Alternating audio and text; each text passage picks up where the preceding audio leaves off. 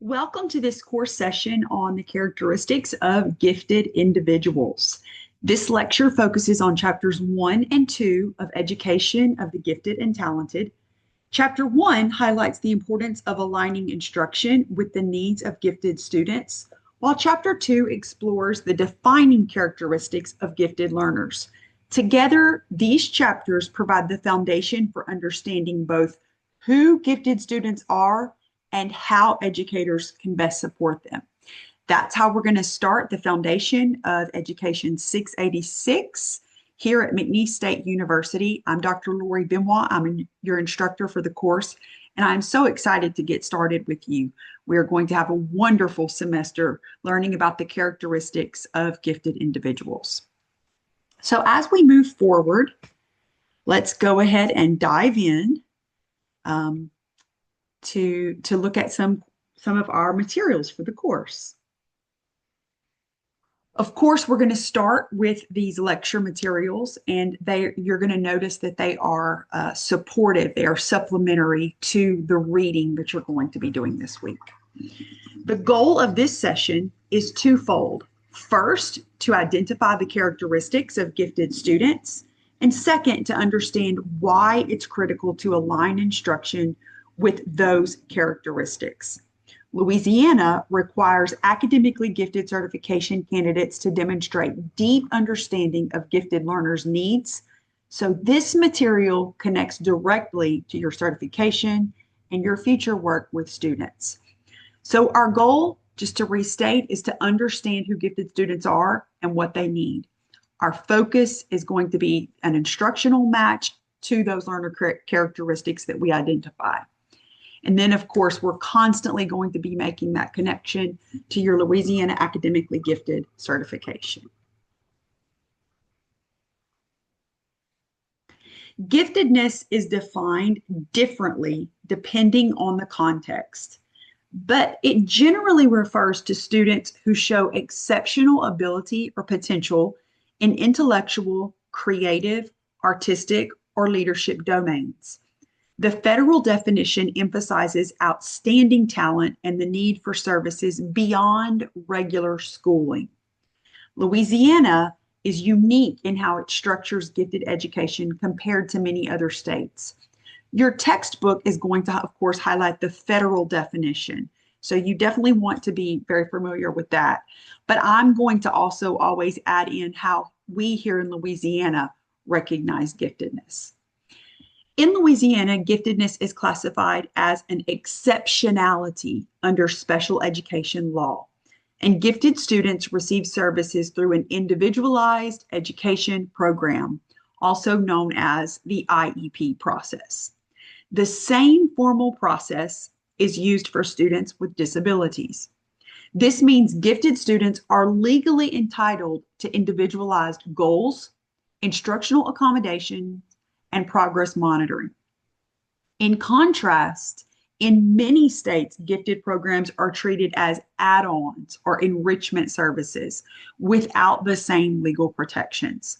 Louisiana's system elevates gifted education to the same level of importance as other exceptionalities, ensuring that instruction is matched to each student's needs with accountability built in. The central idea remains: giftedness requires specialized instruction to reach its full potential. So Louisiana, at the time of this particular video, is one of only seven states that have this IEP process that protects gifted education for students. The rest of the states, as I mentioned earlier, they see it as an add-on. I hope that you can begin to see how progressive Louisiana's view for giftedness and protecting gifted services is for our students, and that it helps you become an advocate for our IEP system. When you become a gifted teacher and you write and manage those IEPs, sometimes they really do become a burden. I'm speaking from firsthand experience here. You're trying to meet deadlines, you're trying to manage the paperwork, but it really is a very important piece of being an advocate for our students. And we always want to see the process as an advocacy and as a service to protect those gifted students' needs and rights to an appropriate education. When instruction is too easy, gifted students often become bored, disengaged, or even disruptive.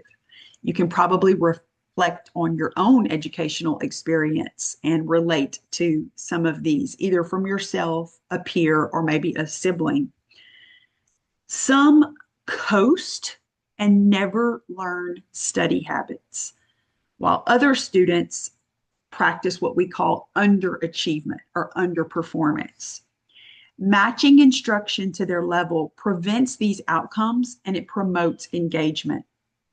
Research shows that when gifted students receive acceleration or enrichment, their academic growth and motivation increase significantly. In short, instruction must meet them where they are, not where the curriculum says they should be based on age or grade level. So, matching instruction to gifted students' needs matters because the one size fits all approach often leads to underachievement or a lack of performance, and it probably even more often leads to a lack of engagement. Additionally, gifted learners thrive on challenge and they thrive on interest bearing activities. And next, instructional matching equals, as I mentioned before, engagement and growth. And yes, we are talking about academic growth, but we're also going to see growth in their social and emotional skills, their overall interpersonal skills, their self-efficacy, and their overall self-image is typically better when those intellectual gifted needs are met.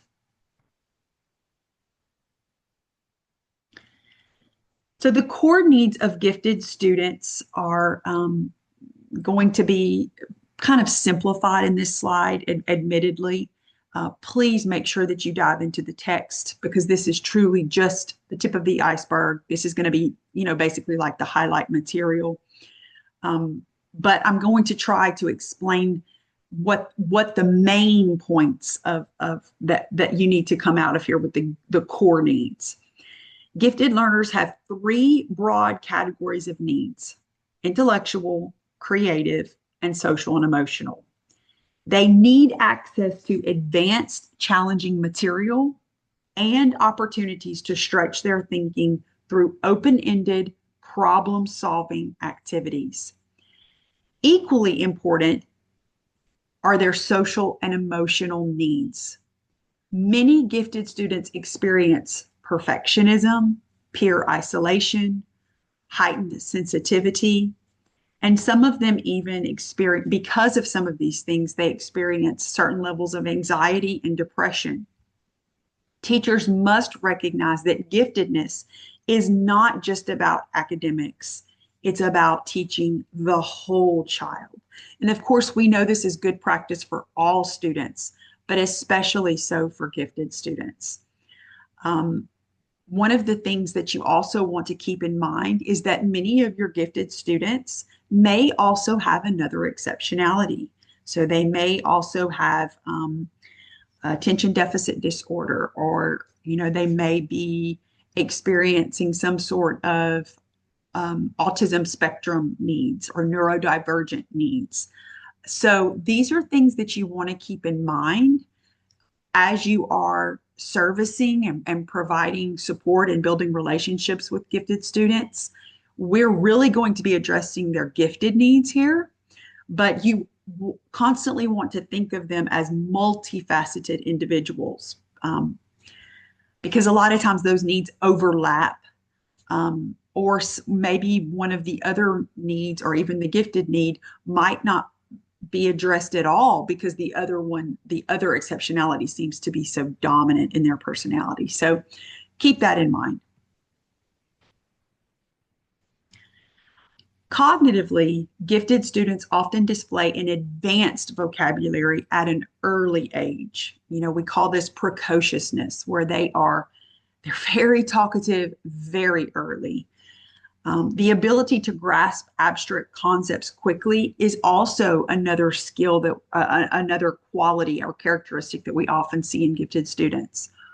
They also typically have an unusually strong memory, and some of them even become little mini experts in certain categories. For example, you might remember or you might consider or think about in your early elementary grades, someone who was gifted perhaps became an expert on dinosaurs and they knew every dinosaur and they knew all about them, or they knew all about animal habitats, or maybe they became an expert on airplanes or, things like that. So that's something that often stands out as they can speak about a fairly complex topic with a lot of detail and an extensive knowledge of the history and the functioning of whatever that concept is. They learn at a faster pace and they show intense curiosity about their world. So that's typically why, they're kind of labeled as the question askers of the class. Many will focus deeply on a particular area of interest, as I mentioned before, and we often call this area of interest like a passion area. And they might change. So, like, maybe in first grade they're all into dinosaurs, and that'll last a couple years maybe, and then suddenly they drop it and they're on to something else. So, these characteristics collectively shape their classroom experience and they demand differentiated instruction. On the affective and social side, gifted students often show heightened sensitivity. They can show empathy towards others. Sometimes it's an extreme emotional weight of maybe the world's problems, society's problems, maybe even a peer or a family member that they're really close to. That because of this deep sensitivity, it's almost as if they take on the burdens of whatever is going on in that situation. They may have a strong sense of fairness and justice, which can come across as argumentative in class. And it actually can really isolate them sometimes because it can come across as very self-righteous. So that sometimes it seems as if just to kind of to borrow an idiom here, it's like they're always on a high horse, so to speak, about some sort of social issue or something. At the same time, many gifted students feel different from their peers. This can lead to social struggles or some sort of asynchronous development where intellectual maturity actually outpaces emotional or social growth. And we see this quite a bit, actually. So while they may have really deep feelings about certain things, maybe, as I mentioned, taking on another person's problems or deeply feeling social injustices in the world, almost becoming overly judgmental, there may be areas of their own maturation and development that are perhaps even behind their peers. We see this perhaps in their ability to keep things tidy. Their backpacks may be a mess. Their binders are bursting. They have these very strict ideas, perhaps even about environmental cleanliness, and they can't even keep their own rooms straight or clean. So that's what we're talking about when we say asynchronous development. So we want to be aware of that and keep that in mind. Variability among gifted students is pretty dramatic. There is, as I mentioned before, no one size fits all profile. We simply need to be aware of all of these different characteristics that can be manifested. It does, as I mentioned before, include twice exceptional learners, also known as dual exceptional, sometimes even thrice exceptional learners. So I've taught students in the past who definitely are identified as gifted. They also perhaps have maybe an ADD diagnosis. And then right alongside that, maybe they have dysgraphia or dyslexia, which is very possible. So we want to be aware of these very complex profiles that sometimes we're dealing with in the classroom. And then lastly, culturally and linguistically, Diversity is very important, and it's very important to understand that the way that giftedness is valued, the way that it is supported is different from culture to culture, and the way that it's going to show up in their language. So, for example, we might have students who are coming perhaps from demographics that do not have a lot of access to perhaps correct speech and grammar and conventions of language, or they might even be experiencing English as a second language or a non-dominant language in the home. And so that sometimes can cloud their giftedness, because when they express themselves, it's not in the way that society normally accepts someone who would be intellectually superior. So we want to be very careful about all of the different variables that come into identifying our gifted students. So what does this mean for instruction? Teachers should use differentiation, including both enrichment, which is that broader, deeper exploration of a topic, as well as acceleration, which means moving ahead when mastery is demonstrated. Sometimes this means compacting certain parts of the curriculum when we know that our students have already mastered it. Flexible grouping allows gifted students to work with intellectual peers at times while also engaging in mixed ability groups. And of course, socio-emotional support is critical to address perfectionism, identity concerns, and peer relationships. And so this is where the counseling part of being a gifted teacher really comes into play. Louisiana adds an important layer to this. All gifted students receive services through an IEP. This is very different from other states, as I mentioned before, many other states, not all, where gifted education is optional, or it's treated as a supplement enrichment. In Louisiana, the IEP requires teachers to write individualized goals, plan specific services, and document progress for gifted students, just as they would for students with disability. Additionally, parents, other members of the school team are brought in, other stakeholders are brought in so that we can better meet the needs of the whole child. The legal framework that we have here in Louisiana means that instructional adjustments are not just recommended practice, they're mandated and they're monitored.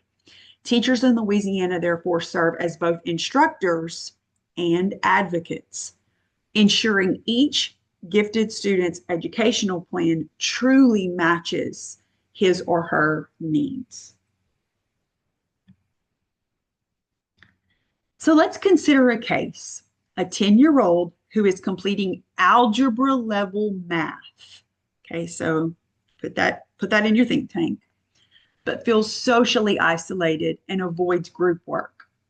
As teachers, we must design instruction that nurtures the advanced math ability while also addressing the social needs. In many states, this might depend on whether the school chooses to provide support, often through enrichment or pull-out programs. In Louisiana, however, this child would have an IEP for giftedness. That IEP could include both academic and social and emotional needs. For example, the academic goal could be math acceleration. Given access to algebra level curriculum and appropriate instructional supports, the student will demonstrate mastery of algebraic concepts with at least 85% accuracy across 3 consecutive assessments. So that's a very specific goal.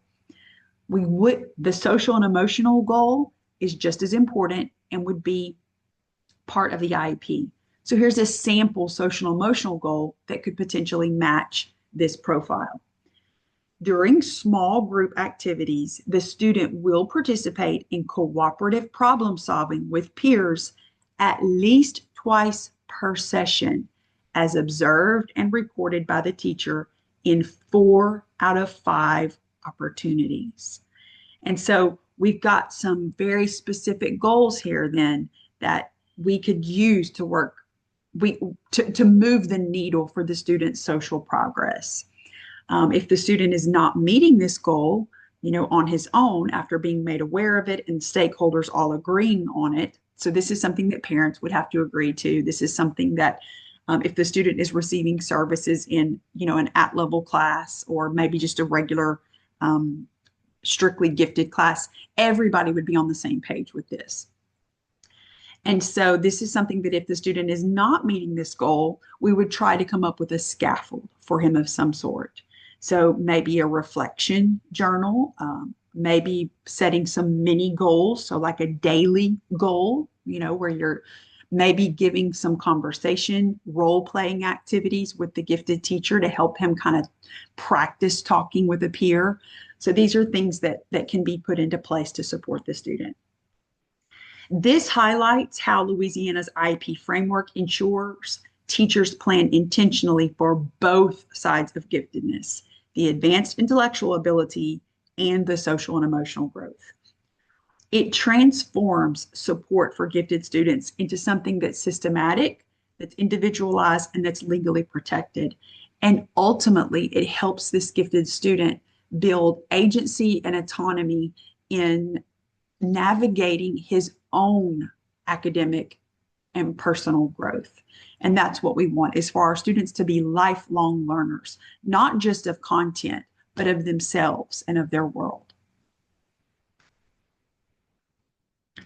To summarize, giftedness is not just about advanced academics. It encompasses cognitive, emotional, and social dimensions. Instruction must be responsive and tailored to the learner, not standardized to the curriculum. Teachers play a vital role as advocates, ensuring gifted learners are both challenged and supported. In Louisiana, this advocacy is strengthened by the IEP system for gifted students, which is different from most states. Because services are written into an IEP, teachers are legally accountable for providing individualized goals and progress monitoring.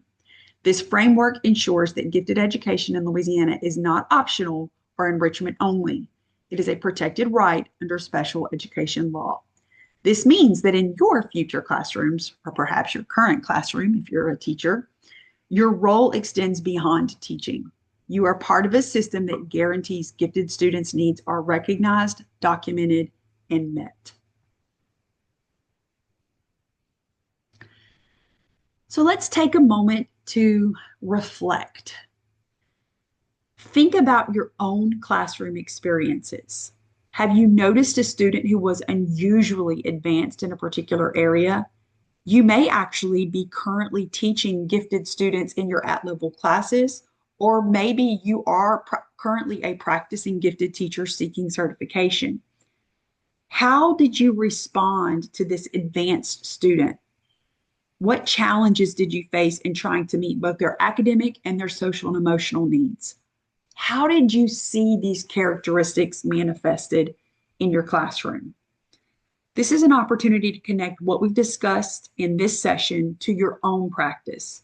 Consider how understanding gifted characteristics, as well as the Louisiana IEP framework, might change the way you plan instruction and support these students in the future. I've also included this infographic from the Missouri Department of Elementary and Secondary Education. It's called The Portrait of a Gifted Learner.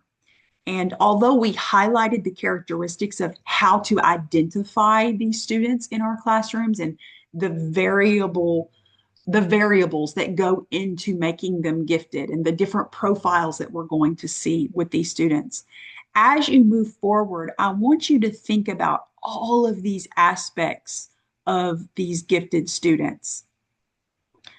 The global mindedness, that's where we can see sometimes that sense of justice coming out. Of course, the creative thinking. This is where we may see some of those neurodivergent students really shine. They might be great problem solvers.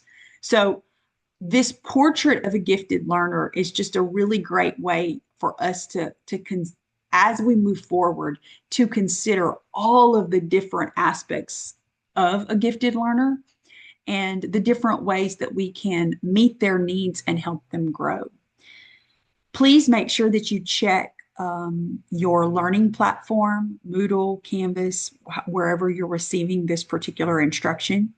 You will have some activities for this that accompany this module, as well as some readings. So check the course calendar, and please do not hesitate to email your instructor if you have any questions. Have a wonderful week, and let's keep serving all of our students with love, devotion, and fidelity.